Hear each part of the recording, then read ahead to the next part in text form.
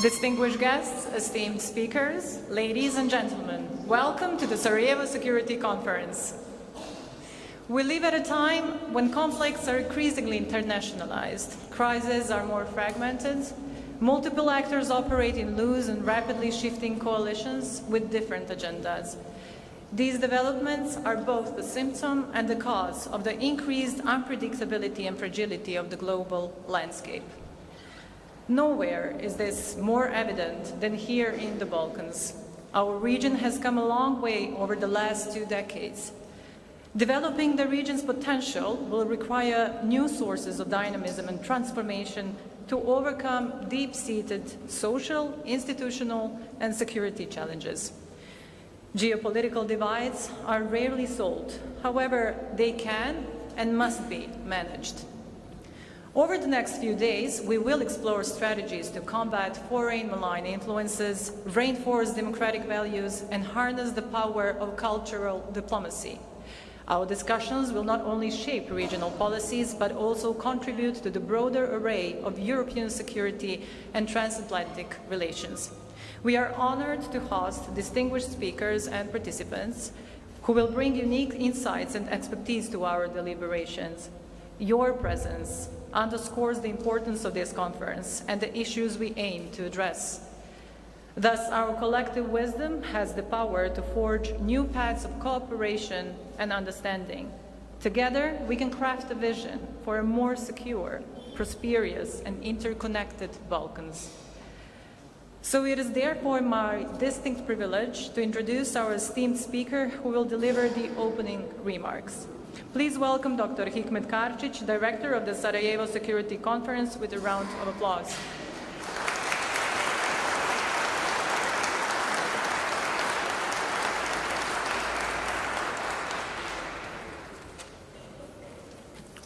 Ladies and gentlemen, honored guests and colleagues.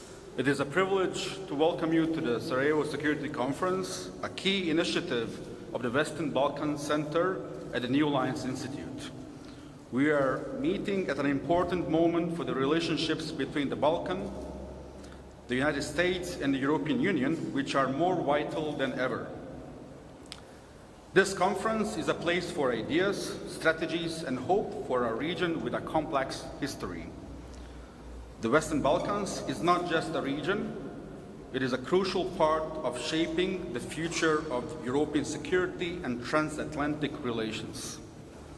Our goal today is to bring the Western Balkans to the spotlight of global discussions. We have 3 major objectives. First, to strengthen the relationship between the Balkans, the US, and the EU. Secondly, to make sure that our region is noticed by international decision makers. And thirdly, to use cultural diplomacy to promote unity while standing strong against negative foreign influences and threats to democracy. In the next 2 days, as we engage in discussions, let's keep in mind the bigger picture.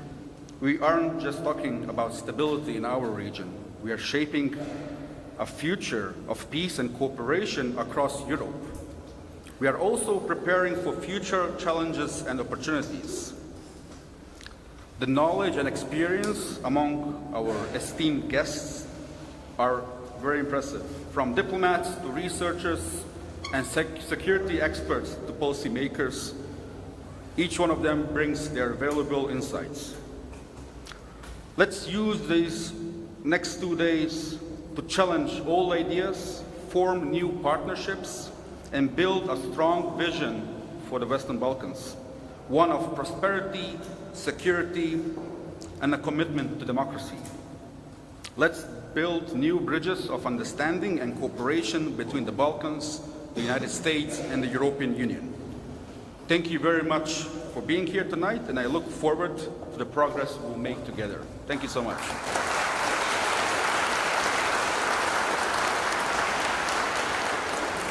Thank you, Dr. Karčić. I now invite Dr. Azim Ibrahim, Officer of the Order of the British Empire, Senior Director of the New Alliance Institute in Washington, D.C., and a distinguished expert whose insights into global security dynamics have been invaluable.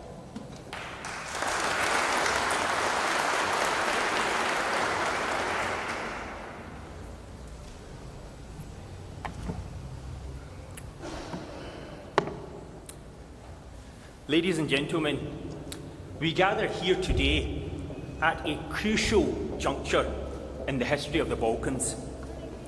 A region whose stability has always been very fragile, but is now at heightened risk of becoming the next front in Europe's geopolitical struggles. Recent events, such as the disturbing rise of ethnic tensions and the alarming build-up of Serbian troops along the Kosovo border, are flashing red lights on an indicator, on a dashboard, a sign of deeper systemic risks that we simply cannot afford to ignore. And these developments occur in a broader context of a shifting foreign policy landscape shaped by realpolitik, particularly in light of Western support for Ukraine. While the war in Ukraine has focused attention and resources on countering Russian aggression, it has not erased the dangers posed by the rise of autocratic tendencies in the Balkans. Russia has in fact long nurtured these tendencies, while a lack of Western engagement has emboldened them further. And as the war in Ukraine winds down, NATO has issued a stark warning. The Balkans could very well be the next front for Vladimir Putin. The Kremlin has used this region as a testing ground for its information warfare, fostering disinformation, exploiting ethnic tensions, and even weaponizing cultural and religious institutions like the Russian Orthodox Church. Putin's ultimate goal has been clear: to undermine NATO and the West's peacekeeping efforts in the region and position Russia as the region's most reliable conflict mediator. This has dangerous implications for the security and political integrity of the Balkans and the wider European continent. But it is not just Russia. China's economic footprint in the region is growing, offering an authoritarian alternative to Western democratic norms. Together, these forces present a formidable challenge to liberal democracy in the Balkans. Yet, the real tragedy is that these challenges have been enabled by Western disengagement. The EU's influence has waned, and the US policy has prioritised the status quo, allowing nationalist and far-right movements to fill the vacuum. Ladies and gentlemen, this is where the New Lines Institute's Western Balkans Centre comes in. Launched at a time when Western policy in the Balkans has faltered, this centre is more than a think tank. It is a much-needed intervention. The centre's mission is to provide policymakers with rigorous, non-partisan analysis, actionable recommendations that can fill this gap in Western engagement. Its goal is to reinstate the influence of democratic values and help guide the region towards stability, security and prosperity. Furthermore, this Sarajevo Security Conference offers a vital platform for fostering dialogue between leaders and international actors. It will allow us to directly confront these growing autocratic tendencies and the destabilising forces at work. Whether they come from Russia's disinformation campaigns, or whether they come from China's creeping economic influence, or whether they come from anywhere. Ladies and gentlemen, the time has come to return to first principles. The democratic world must once again present a clear and attractive vision for the Balkans.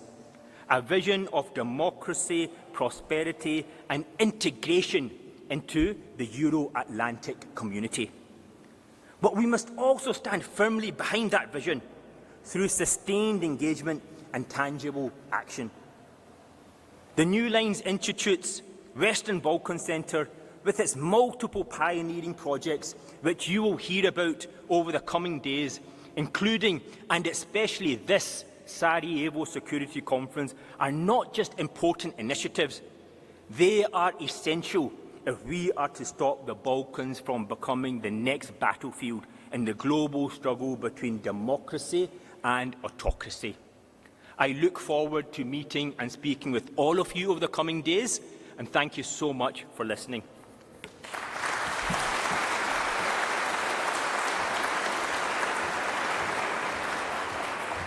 Thank you, Dr. Ibrahim. Please welcome now His Excellency, Dr. Thomas Fitschen, Ambassador of the Federal Republic of Germany, whose steadfast commitment to European security and cooperation is an inspiration to all of us.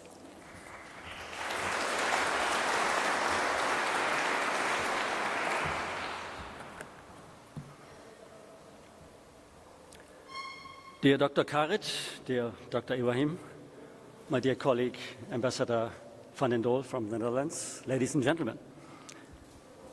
Thank you for inviting me to speak at the Sarajevo Security Conference at its second iteration under the title European Perspectives on Security Challenges.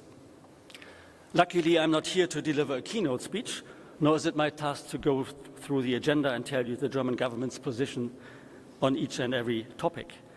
This section is entitled Opening Remarks, so I take the liberty to reflect a bit more openly on what we mean when we talk about challenges to security.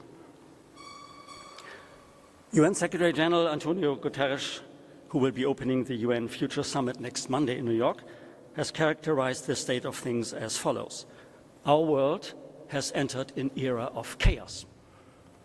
Others say that we are in a multi-crisis or even a perma-crisis. Let me give you some examples of what is behind this.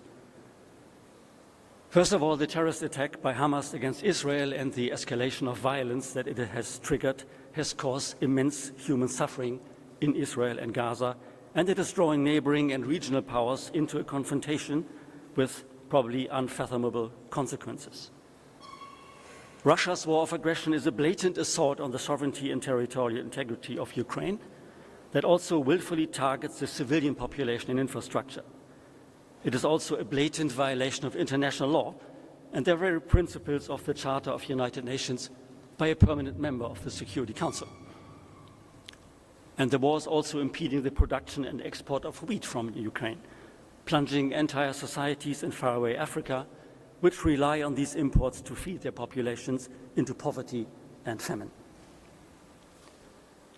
Thirdly, for a couple of years now, we are witnessing how the complicated architecture of mutually agreed arms control treaties, which for decades provided a secure, or so we thought, umbrella of deterrence, is being weakened and hollowed out. Being spied upon on the internet has become almost normal for every internet user today. But at the international level, we are seeing more frequent and systematic malicious cyber operations against the proper functioning of the infrastructure of states and companies, with a clear intent of disrupting services and undermining the trust of citizens in the capacity of their own authorities to protect them. So cybersecurity is high on the list. The COVID crisis and what is often labeled geopolitical tensions in many parts of the globe, which I cannot list, let alone analyze in the confines of my welcome remarks, are putting the brakes on what had been the hallmark of globalization before: ever closer connection between states and economies, the expansion of trade and investment, the exchange of communication and ideas, and the opening of markets. All of a sudden, there's talk of de-risking, of nearshoring, or even fearshoring, decoupling of supply chains, and reducing dangerous dependence. What seemed to be a benefit before is suddenly considered a risk that needs to be hedged.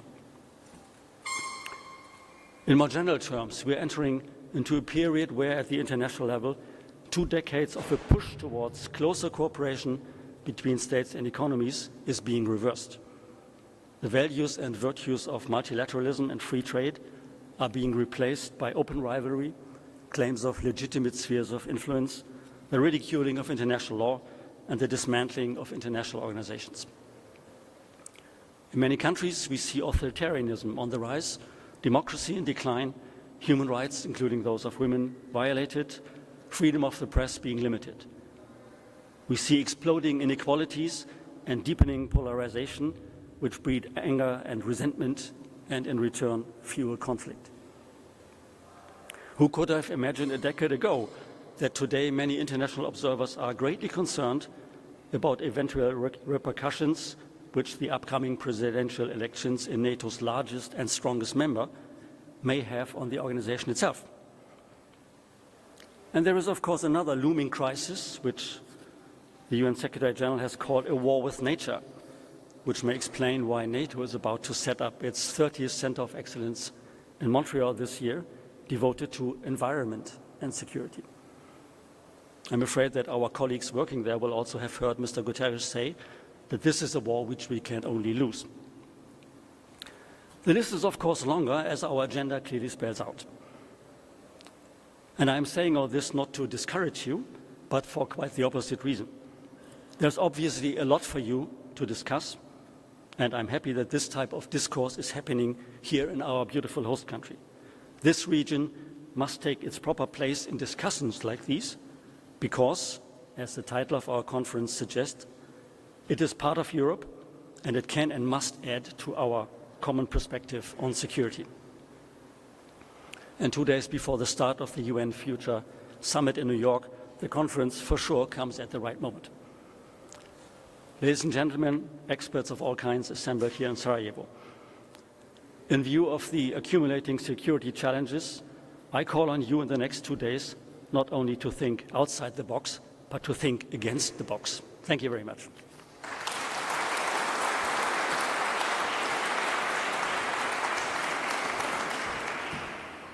Thank you, Your Excellency. Please welcome now His Excellency Henk van den Doel, Ambassador of the Kingdom of the Netherlands, whose dedication to fostering international dialogue and understanding stands as a testament to the power of diplomacy.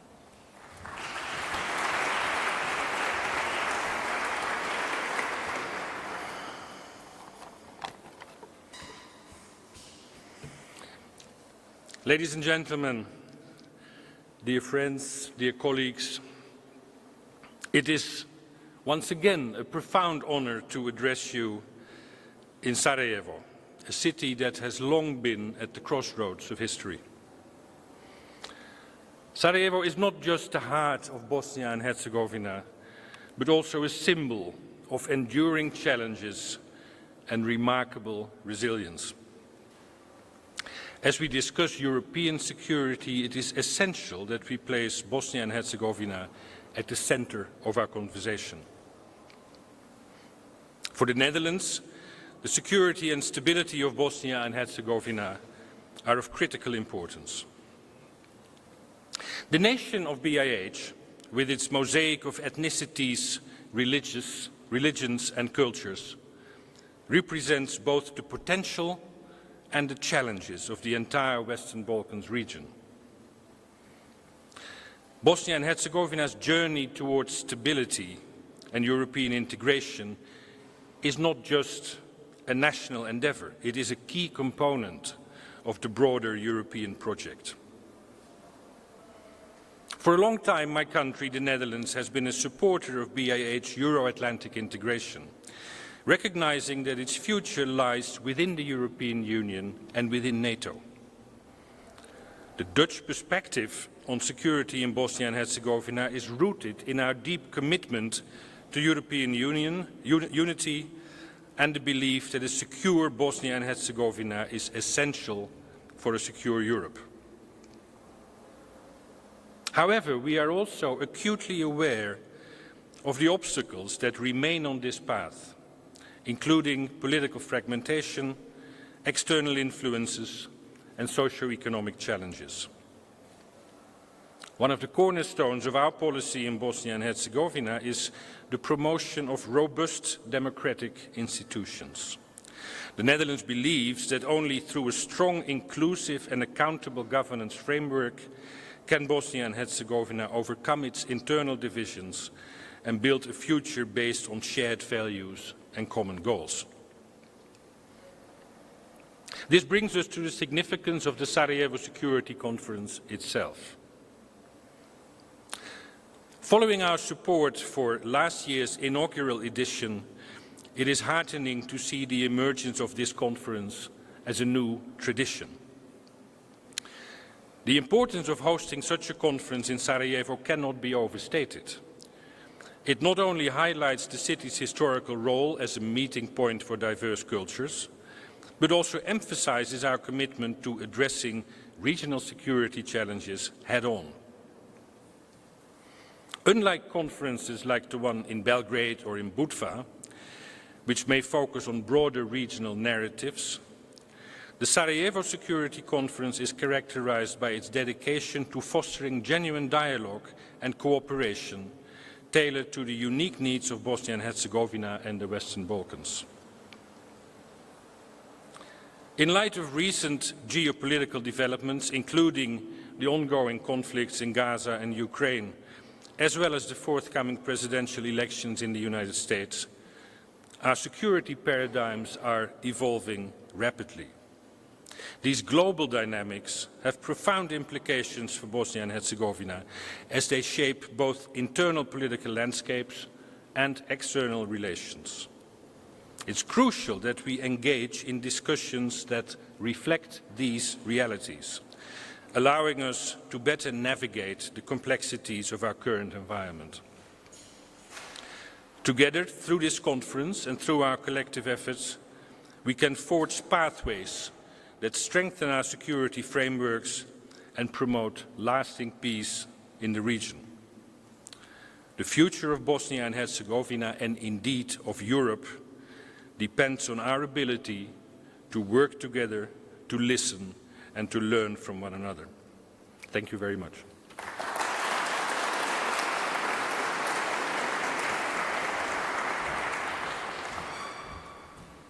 Thank you, Your Excellency. Now the closing keynote speech about partnership as a response to European security challenges will be given by General Chris Badia, Deputy Supreme Allied Commander, Transformation.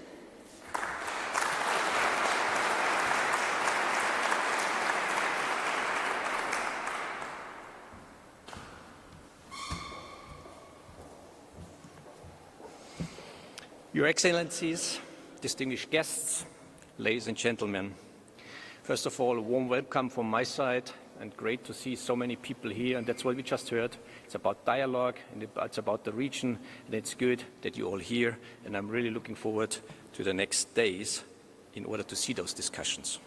But many thanks, first of all, to you, Dr. Karac, for inviting me, and just that you know, LinkedIn has very short ways making those things possible, and it's an honor to be here, and really thank you very much for giving me also the honor for the opening remarks here.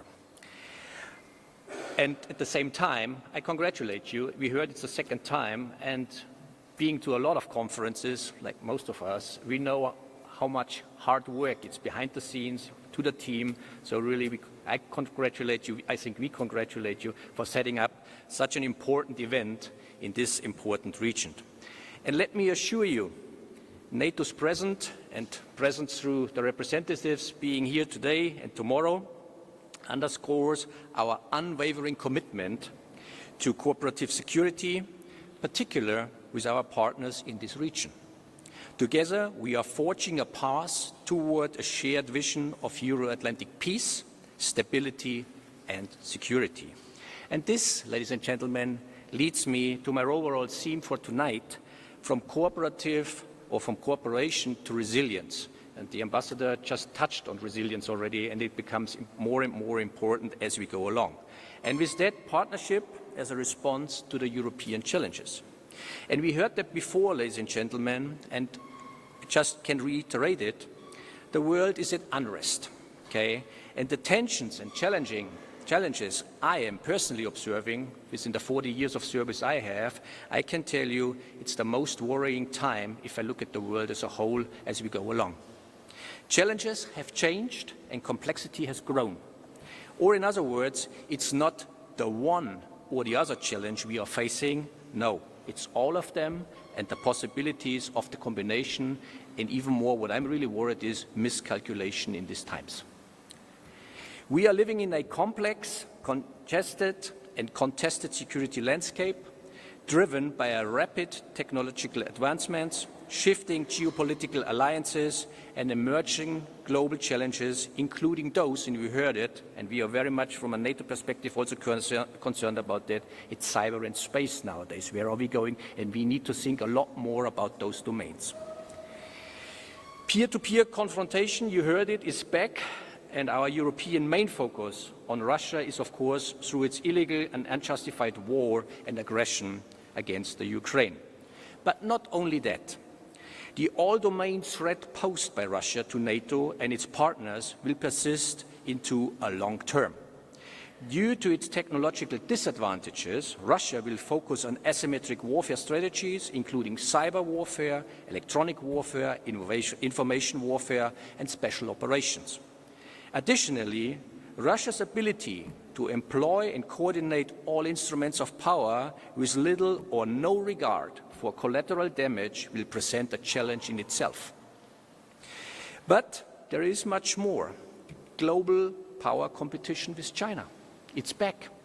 So China's intention as a systemic rival and economic competitor with its coercive policies and deepening strategic partnership with Russia is increasingly influencing geopolitical security perceptions at the global level. Furthermore, we see also an extent influence in Central Asia and Africa through robust economic investments. And ladies and gentlemen, this is what I just described. When you ask me personally, as I said, it's not the one or the other one. If you draw the line, and if you go Russia, Syria, Iran, North Korea, down to China, and then you see it's all of them. And this is what the real challenge for the future, is it for NATO, is it for EU, will be, and this is what we are facing. Especially when it comes how sanctions are applied, or how dual-use goods are being distributed. With all those things, those are really challenges we have to see, and we have to cope with that. And there is a lot more, like migration, energy security, and climate change, just to name a few more. And as I said, ladies and gentlemen, from my personal view, from the view we discuss in the military, threat vectors overall are pointing upwards, and unfortunately not downwards, and it's a combination of all of them. So these global threats and challenges demand collective response. No single country or region can address them in isolation, and we have to take a holistic view on them. And ladies and gentlemen, if you think back, Washington Summit in July, it summarized it very well. There were those 32 allied nations, but the partner nations were there as well. And in short, if I give you 5 lines where the heads of states and with the partners in itself, agreement was, and that's what I just said, and that's what we heard today. Number one, the heads of states agreed on the common threat perception at 32 plus partners. There is a shared understanding what it is, how we go forward. And coming from that, acknowledging that the task given to NATO, which is deterrence and defense, with a clear focus on deterrence, is the number one task we are having. Crisis response is number 2. And of course, number 3 is cooperative security through partnership. And this is, again, why we are here, and thank you very much for setting up such a conference here. And of course, with that, ladies and gentlemen, reaffirming a 360-degree approach from NATO. What does that mean? It's not only to the east or to the north, no. As much as the Atlantic nations, Portugal or Spain, have an interest, the Nordic states have an interest, and of course everybody facing eastwards has an interest. And this is, and it comes back to resilience, this is what we have to really think about and incorporate in order as we go forward. And there is nothing without the defense industry. This is, it's not a bad thing anymore. We need European strong defense industry to be really able to foster this.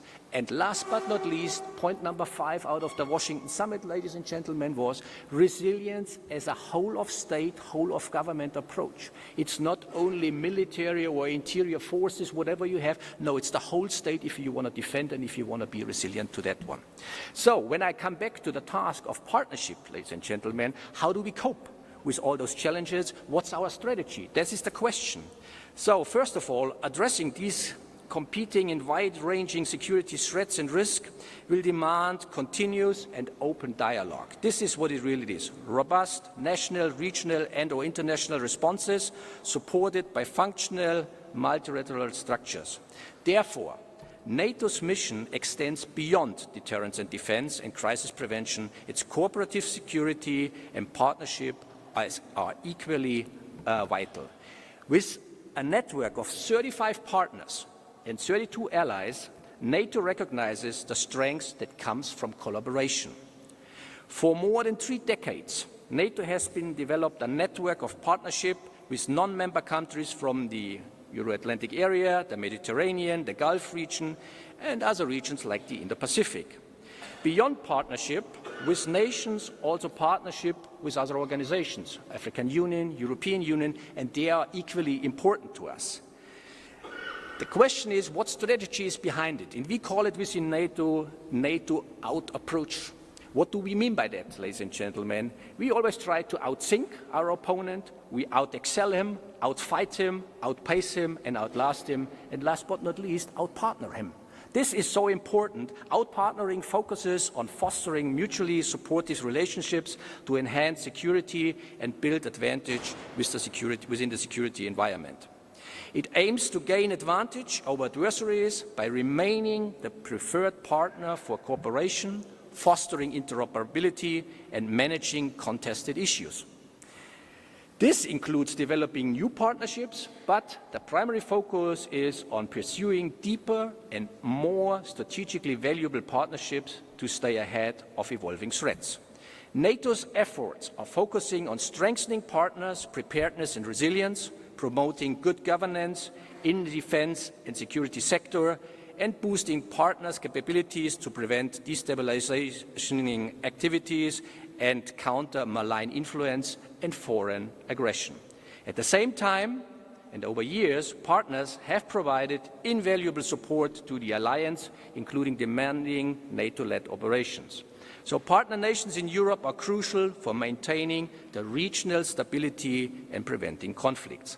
Partnerships with Balkan nations like Bosnia and Herzegovina are crucial for fostering stability, promoting democratic reforms, and countering malign influence. The official partnership with Bosnia and Herzegovina within Partnership for Peace framework exists now for more than 18 years, and even more because its origins lie even further back in the 90s with our joint efforts for peace and stability. The mutual representation of Bosnia and Herzegovina at the NATO headquarters in Brussels, the NATO headquarters in Mons, Belgium, as well as the NATO headquarters here in Sarajevo underscore the joint efforts for defense and security sector reforms and commitments related to Partnership for Peace and the Membership Action Plan. And as you well know, strengthened commitment following February 2022 led to Allied defense ministers endorsing a new defense capacity building package. This package aims to bolster the country's defense and security capabilities in crucial areas as cyber defense, here we are again, aeromedical evacuation, counterterrorism, and crisis management. Since 2009, Bosnia and Herzegovina at the same time contributed to NATO missions already. Not to forget what you did when you supported us in Afghanistan during the ISAF and later on during the Resolute Support mission. And I'm coming back to this 360-degree approach, ladies and gentlemen, reaffirmed in Washington. Europe is just one piece of the puzzle. NATO will work with and through regional actors and partners to expand its partnership network into Asia and Africa as well, thereby contributing further to global security and to stand up against Russian and Chinese attempts to gain more influence. In other words, ladies and gentlemen, partnership is a value in itself. So the question always is then, well, how do we build trust and confidence? How do we do it? How do we go forward? I can tell you, NATO's partners, as we all know, they are all unique, with different security priorities, different internal and international geopolitical realities, different capabilities and capacities, and different levels of ambition related to cooperation with NATO. We have to be well aware what key factors shape national threat perceptions and what the individual interests are in order to lay the foundation of good partnership. Or in other words, where are the common interests to build on? Shared interests can serve as a basis for cooperation and specific security challenges, and it's important to find this common ground. It's all about, and we know that, building trust and confidence.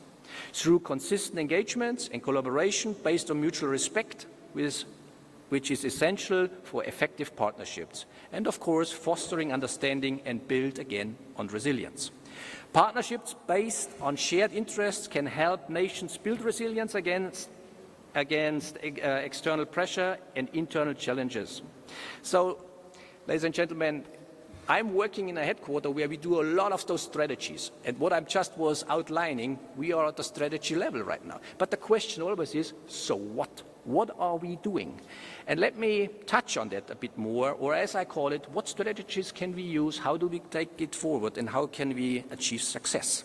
Well, as just outlined, we need to think and become more resilient with regard to a whole of government, whole of state approach. And let me say that it's this layered resilience approach we are discussing now with nations. You have a military layer of resilience. At the same time, you have civil preparedness in the civil resilience in order, whatever strategic shock you might encounter, you have to counter it in a way that the vital installations of your state are still working. And this is a new way forward. It's not the military or somebody else just being stovepiped in silos. This is not the way forward anymore. Importance, of course, of the value, you have a lot of instruments of power, be it economic, diplomatic, and of course military is one of them. But the question is, how do you strengthen them and how do they interact? And we heard that before.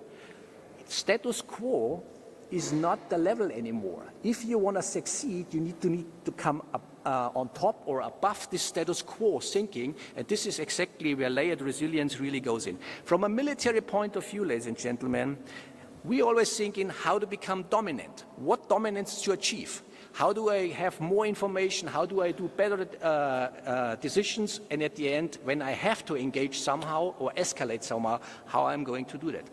NATO has developed a concept within. It's a so-called multi-domain operations concept. Some of you out there might think, there was this jointness and this is amongst military. It's a lot more than that.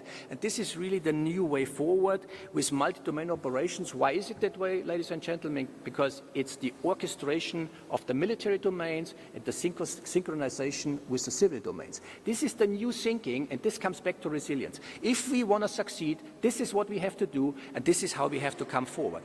And of course, with that, any future NATO multi-domain operation will require the involvement of not only all military domains and non-military actors, but also the involvement and support of international partners. Therefore, the NATO Partnership Interoperability Initiative, most of you are aware of it, is really crucial for that. This program aims to enhance the ability of NATO and its partners to operate together effectively in military operations and missions. By focusing on improving interoperability through various activities and mechanisms, it significantly contributes to enabling the multi-domain operations I just outlined. In addition, of course, there are many fields of partnership contributing to the Alliance core tasks. And then coming back, just to name a few, because I said, what can we do? It's, for instance, intelligence and information sharing and gathering. That's what I said. There's a lot of data out there, but if you don't have your data available in a structured form, available to do the right decisions, then you really have a problem. And with that, all the time, it's cyber. Cyber defense, how do you really structure and have safe, assured access to data and secure data? All those things, those are fields of cooperation where we can work already a lot with our partners. Technology and development. We, Allied Command Transformation, are actively working with industry, academia and public partners to better understand and anticipate the impact of emerging challenges on the operating environment of the future, and to develop key capabilities, and this is what it is at the end of the day, you need the capabilities for NATO to remain credible and relevant in the future in the most responsible way. There is the Science for Peace Security program. You might have heard of that as well, and I just want to lay it out to you. Uniquely addresses challenges by engaging scientists from allied and partner nations to explore solutions at local, regional and global levels. This has made this program one of NATO's most valuable partnership programs. And with a view to the region and our host nation here, it's worth highlighting NATO's next generation incident command system. This is a web-based collaborative platform facilitates real-time coordination of disaster response among nations currently is focusing on the Western Balkans. Standardization. This is something you all talk about it. Are we following it? Are we doing it? No. This is something where we need to be a lot stronger. If you want to, the same thing, if you want to operate and communicate on a certain level, you have to have standards. And this is where we all can work together on it. Training and exercise, another thing. There are a lot of possibilities out there. Joint training and exercise build interoperability, enhances readiness, and strengthens relationship between NATO and partner forces. And last but not least, ladies and gentlemen, defense capacity building. Under NATO building integrity activities, experts provide tailored advice and support to countries seeking to strengthen their defense capabilities. This is achieved through providing strategic advice, practical assistance like training and equipment, and managing trust funds for specific programs. These efforts lead also to enhanced interoperability with NATO forces, capability development, closer cooperation, reform and modernization, and increased mutual trust and understanding. Equally important are the efforts of our partners, nations, to align their national plans with NATO, thereby strengthening domestic resilience and modernizing their armed forces. So, coming to a conclusion, ladies and gentlemen, one decisive part of a solution in building resilience, as I outlined it, is more and stronger partnerships. We as NATO remain committed to strengthening existing partnerships and forging new ones to address the evolving security challenges facing Europe and the world. With strategic documents we produce down to hands-on offers like, and I named some, simulation, training, education, Allied Command Transformation, my command, and not only. SHAPE is here. So with all the entities we have out there, we offer a roadmap for military capability development of the alliance and its partners in the years to come. And as I outlined, ladies and gentlemen, always please continue on this multi-domain layered resilient approach and this layered resilience between the civil side and the military side in order to maintain the advantage. ACT, my command, furthermore, continues on further developing the out-partnering concept, as I outlined, which will also help to refine the future of partnerships at the military level. We, as ACT, support all those efforts I just outlined, because we all know, ladies and gentlemen, there is no price for second best, be it in conflict or in war, and ladies and gentlemen, hope was never a good strategy.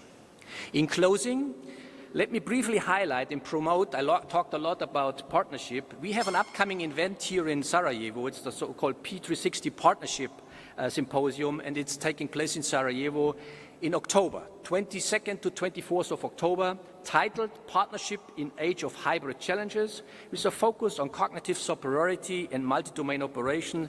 This symposium builds upon successful past events held across Europe, and everything I just said, what will be discussed over the next day, you might take further and develop it in the next symposium over there. With that, ladies and gentlemen, and thank you very much again for having me. I wish you all a pleasant evening and a great conference. Thank you very much.